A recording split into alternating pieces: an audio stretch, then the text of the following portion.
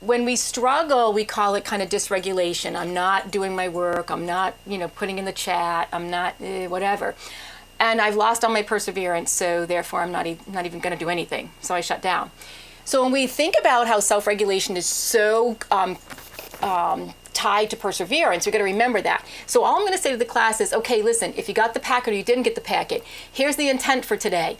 The intent is 2 things you want to have a takeaway today. 2 things, and I might put up a picture. This and this. Those are the 2 things that you want to know about when you leave this class today. That's my intent.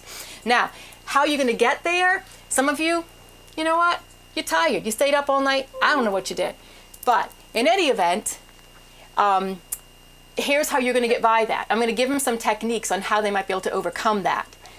And then I'm going to end my class early and say, okay, let's backtrack. How did you guys who didn't get the packet, overcome that? And you're going to get a bunch of kids who stare at this screen and say nothing, right? They won't answer you. But at least you put it out there.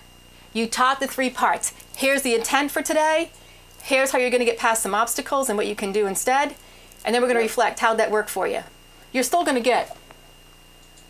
But at least you put it out there, and taught that type of way so that maybe 6, 8 weeks, maybe 2 years when they get into the 6th or 7th or 8th grade, whatever, all of a sudden they go, this intent and motivation, and yeah, that's kicking in for me right now.